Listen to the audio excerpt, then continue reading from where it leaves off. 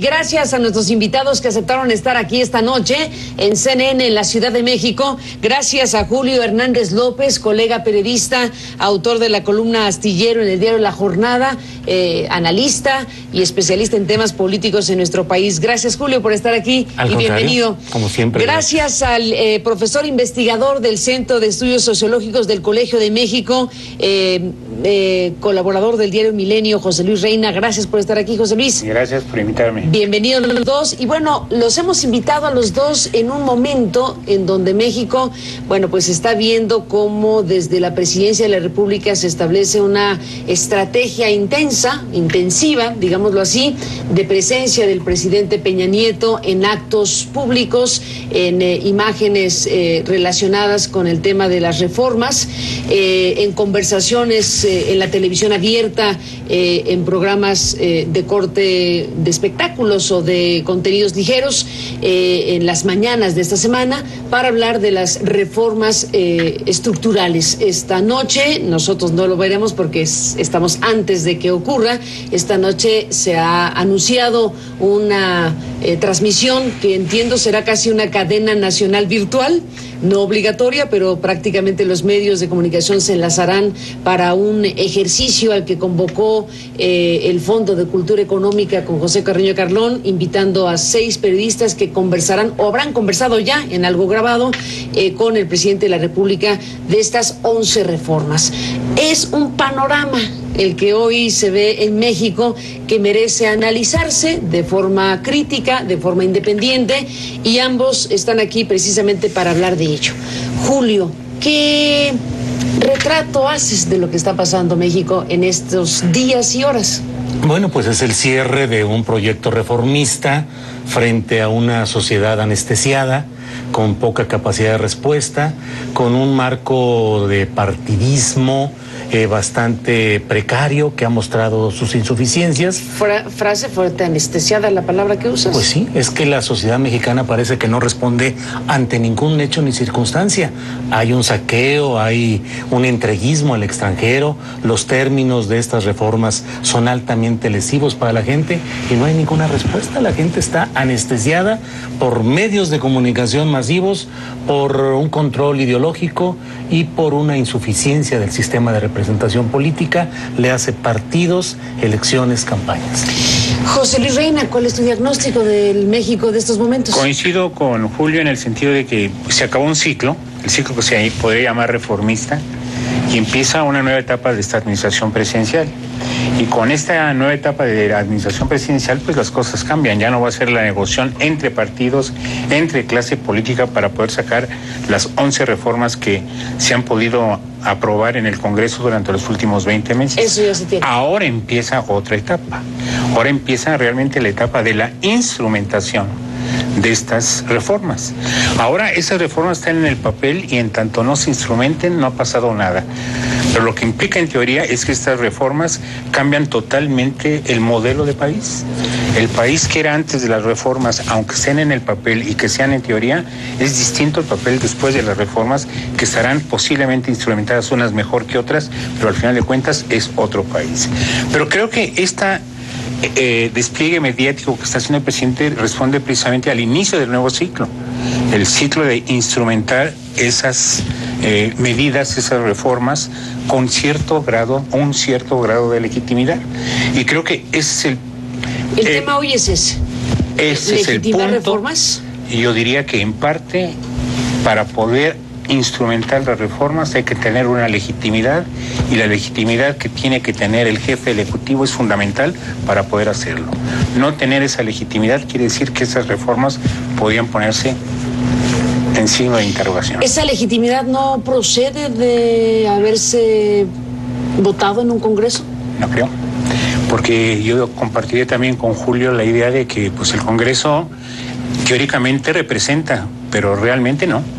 Entonces yo diría que hay una especie de distancia entre el representado y el representante para poder decir efectivamente estamos representados por ellos, para que entonces haya la legitimidad que corresponde y que se necesita, que se requiere para poder llevar a cabo todo lo que está implícito en esas 11 medidas, reformas de cambio que están planteadas durante los últimos 20 meses. 20 meses en donde ocurrió una reforma energética, que es la reforma madre, digámoslo así, de este sexenio, una reforma impensable hasta hace poco tiempo en nuestro país, una reforma de telecomunicaciones también muy trascendente, que ha estado en medio de la polémica por sus leyes secundarias recientes, una ley de competencia económica, una reforma financiera, una reforma hacendaria, la reforma laboral en su momento, la reforma educativa en su momento, la reforma, la ley de amparo, la reforma político-electoral, la reforma en transparencia, el Código Nacional de Procedimientos Penales, en fin,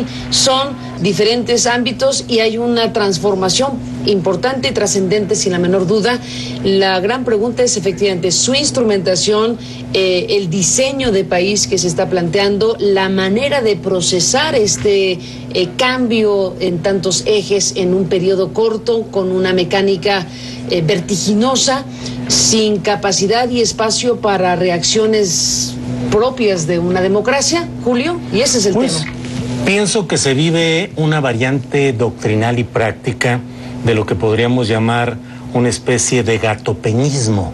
Es decir, el gatopeñismo sería que todo siga igual para que siga peor.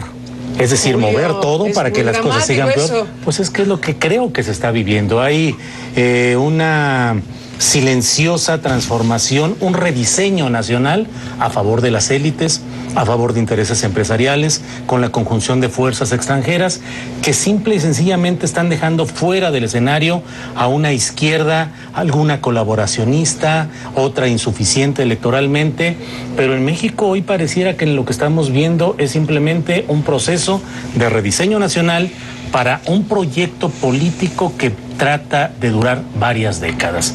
Yo creo que además del inicio de una época diferente, como lo que estamos hablando aquí, también se está, creo yo, que en un proceso no solo de legitimar la figura de quien hoy ocupa la casa presidencial, sino también en la búsqueda de un proyecto que puede terminar en la propia búsqueda de una reelección presidencial.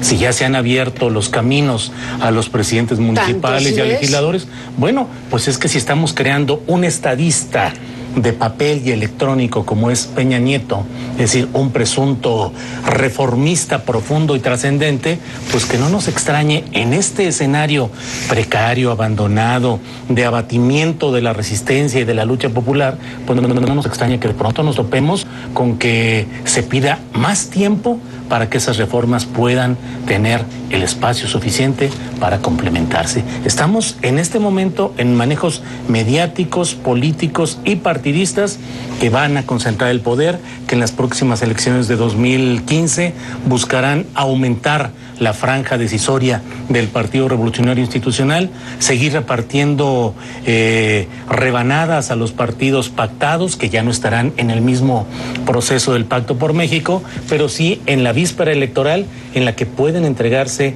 gubernaturas y otro tipo de espacios para esta nueva etapa, creo yo. Pero para retomar el hilo, José Luis, estamos frente a un procesamiento de reformas de altísimo calado que efectivamente por lo vertiginoso, por la manera en que se procesó en términos legislativos, que desde luego dejó pues francas importantes de preocupación y de crítica.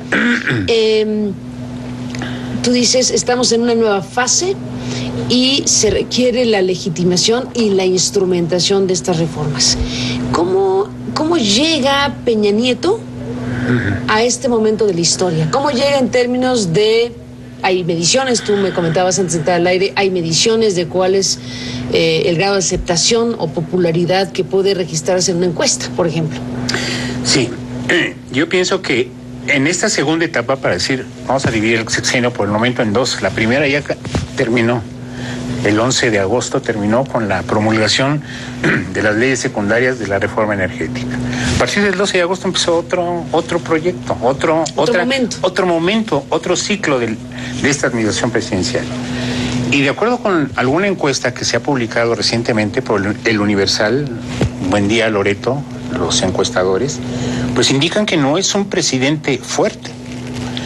Busca legitimidad, pero también busca poder. Yo creo que busca las dos cosas, porque sin poder y legitimidad... Pero poder tiene. No. Si tienes 11 reformas... Tiene más poder en la medida que tenga más legitimidad, y eso se llama autoridad. Y eso es lo que yo creo que tiene un déficit. Entonces, por eso es precisamente que es este despliegue mediático el que está empezando a hacer. Yo diría que... Pero digamos, hablando de poder se tiene, ¿no, Julio? Sí, yo creo que bueno, si tienes las 11 reformas en la bolsa... Le falta la autoridad entonces para instrumentarlas, y la autoridad requiere de legitimidad para poder hacerlas. ¿Y entonces? Entonces, yo diría que la autoridad entonces, para ya que definimos dos conceptos, creo que no está tan fuerte, porque si atendemos lo que nos dice esta encuesta publicada por el Universal ayer, o hace unos cuantos días, una encuesta que ya toma en consideración el 11 de agosto, o sea, ya toma en consideración el día, todo el ciclo, o sea, toma todo el ciclo, y 48%, el ciclo reformador. Entonces, 48% de los entrevistados cree que el país no va por el camino correcto. ¿Cuánto? 48%, casi igual que los que dicen que va por el camino correcto. No, perdón, 24% cree que va por el camino correcto. O sea, la mitad. 24. 48 contra 24. Ese es un punto. Y el segundo punto que me parece muy importante y que por eso justifico, o más bien entiendo, no justifico, entiendo. Quisiera explicar a través de este dato que cuando pregunta Buendía Loreto a sus entrevistados que si el país tiene que cambiar su rumbo, el 64% dice sí, tiene que cambiar su rumbo. Y ese porciento de 64% quiere decir que entre mayo, que fue penúltimo trimestre de este ciclo, ahora aumentó 10% de aquellos entrevistados que creen que hay que cambiar el rumbo. Entonces, una aprobación relativamente, menor al 50%, más una percepción de que hay que cambiar el rumbo, pues yo creo que digo que entonces puede tener poder, le falta legitimidad y le falta autoridad. Julio, ¿qué dices? Bueno, yo creo que estamos en presencia de un poder que de origen, desde la cuestión electoral, no ha tenido esa legitimidad. Si recordemos el origen electoral de Peña Nieto, impugnado y con lo que se ha llamado como una compra de ese poder. Su ejercicio político tampoco ha sido descollante ni virtuoso. Ha descansado en personajes que no han mostrado una gran habilidad política. Primero el virtual vicepresidente Videgaray, que ejerció el poder de una manera apabullante, pero hundiéndose con todos los problemas derivados del ejercicio económico. Luego con un poder creciente de un exgobernador hidalguense, Osorio Chong Miguel Ángel, que tampoco pasará a la historia como uno de los políticos más relevantes que hayan estado en Bucareli. Esto en un cuadro en el cual la inseguridad pública sigue igual o peor, con actos desesperados de intervencionismo político en los estados y agresión al federalismo, como con el comisionado Paulet Alfredo Castillo en Michoacán, y con una sociedad que vive cotidianamente el desasosiego del problema económico, de la crisis cotidiana y la percepción de que quienes hoy conducen el país no lo están haciendo con atingencia, con propiedad, con oficio político, y que en el fondo de todo esto hay una reincidencia de factores que han causado daño al país y que hoy con voracidad frente a actos que pueden propiciar corrupción con los grandes negocios, sobre todo el petrolero, pues quisieran consolidarse para mantener un largo predominio en un país casi colonizado que está entregando su riqueza y está entregando su propia voluntad popular. En estos días y horas vemos esta tríada: medios de comunicación, legitimidad o búsqueda de legitimidad, poder de la presidencia. ¿Qué estamos observando ahora, Julio? Bueno, lo que estamos observando ahora es la frivolidad, por ejemplo, con estos actos que nos están llevando a ver a Peña Nieto yendo otra vez, reincidiendo, volviendo a las andadas televisas, regresando a los programas de frivolidad, de vacuidad intelectual, pretendiendo ahí encontrar ambientes propicios para explayarse en sus reformas y en esta especie de Peñalandia, prometiendo el paraíso por venir. Y luego vemos también ejercicios como los que estamos por presenciar, pero en los que se hace un periodismo endogámico, La endogamia produce, según se entiende, hasta criaturas con cola de cochino cuando entre los mismos realizan las mismas cosas. Un periodismo encerrado y un ocupante de Los Pinos, Peña Nieto, que pareciera buscar el rating, la presencia, la apariencia, la escenografía, con el teleprompter como Biblia que le está dictando lo que hay que hacer, y con un equipo de trabajo que no está a la altura de lo que el país requiere. Bueno, entramos, José Luis Reina, Julio Hernández López, en estos últimos minutos de análisis de este momento donde estamos viendo este nuevo ciclo, como le llama José Luis, precisamente de la presidencia de México y de dónde está transitando México y de dónde está pues el conjunto de elementos que forman parte de un país. Los medios de comunicación, las reformas aprobadas, la presidencia, el poder, el tipo de poder que se está ejerciendo y el que viene, Julio. Si nos atenemos a que este es un rediseño que incluye, obviamente, una reforma político-electoral que también tiene lo suyo.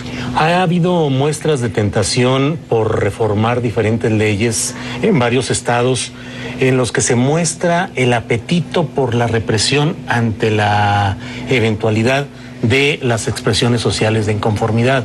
A pesar de este México anestesiado y la ley Bala, claro, las locales, digamos, los arreglos, claro, contra las manifestaciones en Quintana Roo, en Chiapas, lo que ha pasado con la ley Bala, los intentos en Veracruz ya hace largo tiempo por castigar la expresión en Twitter y en redes sociales, pero todo esto parecía reflejar el hecho de que en México se está consciente en los altos niveles del poder de que finalmente hay una inconformidad con todos estos procesos y que a pesar de las noticias venturosas que suelen darnos pretendiendo que se tiene nuevamente una abundancia por administrar, lo que hay también es el gran problema de que eso no está permeando y no parece que vaya a permear en un corto plazo hacia la población mayoritaria en los anuncios de disminución de precios en luz y en electricidad y en otras muchas promesas que se han hecho y que serán difíciles de alcanzar. Hay una contención del gasto público, habrá evidentemente en 2015 televisiones digitales, despensas y montones de cosas para poder tratar de conservar ese poder ampliado que les garantice continuidad. 2015, la gran fecha de las elecciones intermedias y donde se verá la cómo gran se prueba. Traduce político y electoralmente todo este proceso. Sí, yo creo que la primera gran prueba que tiene que pasar este segundo ciclo presidencial es precisamente de 2015. Pero yo creo que hay varios problemas y yo pensaría que nuevamente si volvemos a este despliegue mediático del que estamos comentando, yo pensaría que el presidente sí está pensando no solamente en la reforma, está pensando en el 2015 y para eso tiene que ofrecer algo tangible, algo que ya realmente pueda ser tocable, ya que pueda ser realmente... por ejemplo, ¿crecimiento económico? Crecimiento económico. Ya no hablemos más, no hablemos si baja el gas, si baja la gasolina, si baja, etc. Crecimiento económico. Y todos los pronósticos que tenemos, sobre todo el último del Banco de México, lo vuelve a bajar. Ya está entre 2 y 2.8. Sí. O sea, de 3.2 y 2.2 ya lo bajó 4 décimas porcentuales, que en términos de PIB es una cantidad enorme. Entonces, primer punto, un crecimiento económico que no va a ser alto, al menos en 2014, y que se puede traducir o tener un impacto en 2015. Y segundo, que siguen persistiendo sin poder resolverse dos grandes problemas que empañan cualquier instrumentación de todo tipo de iniciativa como la que tiene que hacerse para poder llevar a cabo o a buen puerto estas reformas. La inseguridad que sigue permeando, yo creo que es un factor que no hay que perder de vista, y la corrupción que sencillamente no cede. Entonces, si esas cosas las combina uno, el presidente tiene que tener, obviamente, una legitimidad para, cuando menos, explicarnos qué se está haciendo respecto a esos problemas tan graves y que en el corto plazo no tienen solución, como poner en riesgo precisamente todo este conjunto de reformas, especialmente la mayor, como tú dijiste, que es la energética. Todo lo cual el PRI y Peña Nieto lo sabrán resolver con la nueva etapa, que será la etapa superior del monexismo-sorianismo. La repartición de dinero clientelarmente para controlar los votos, chorros de dinero, todo el dinero, tanto limpio como no tan limpio, para comprar otra vez voluntades y consolidar ese poder. Pues, sí. Entramos en la parte final. Un último comentario. Sí, yo pienso que efectivamente el 2015 va a ser la prueba de fuego, pero no está pensando en 2015. El 2015 pues es una etapa de un proyecto de mucho más largo alcance. Yo creo que ya para empezar la segunda etapa de ese 2015 es 2018. 2018, ¿quién sucede a quién? ¿Cómo se sucede? Si es con monexismo, sorianismo o lo que sea.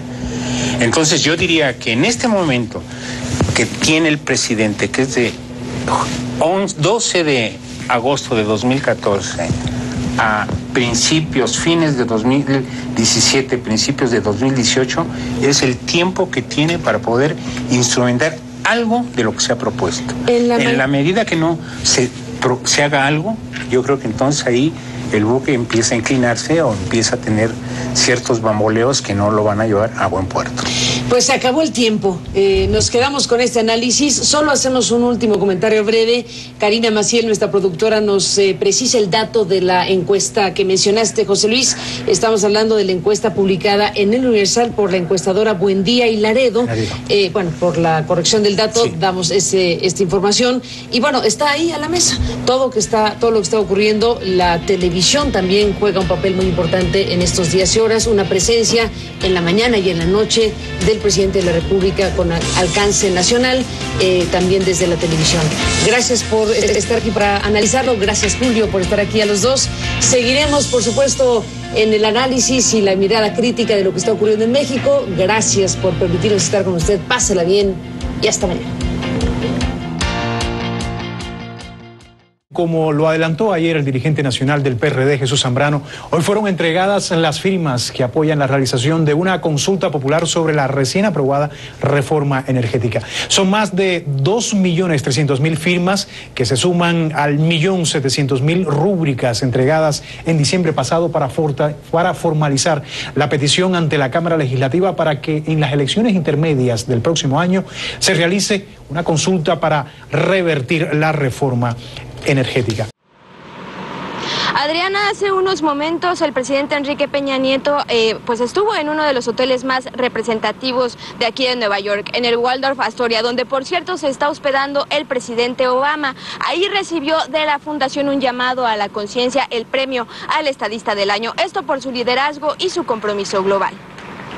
You're being recognized by the Foundation Appeal of Conscience for your visionary, vigorous leadership, new vision as a stakeholder in global responsibility, committed to economic and social development, peace, international and intercultural cooperation, anchored in human rights, freedom and tolerance, and may God guide you. Ante representantes de diversas organizaciones religiosas y líderes empresariales, entre quien destacó la asistencia del secretario de Estado del Vaticano, así como el embajador de Estados Unidos en México, Anthony Wayne, algunos secretarios del gobierno mexicano. El presidente Enrique Peña Nieto aseguró que este premio no se debe al esfuerzo solamente de su gobierno, sino al trabajo de todo el país y también al esfuerzo que emprendieron las principales fuerzas políticas de nuestro país para sacar adelante estas reformas estructurales que están encaminadas a impulsar el desarrollo en México. La recibo en nombre de todo México, porque los avances que ustedes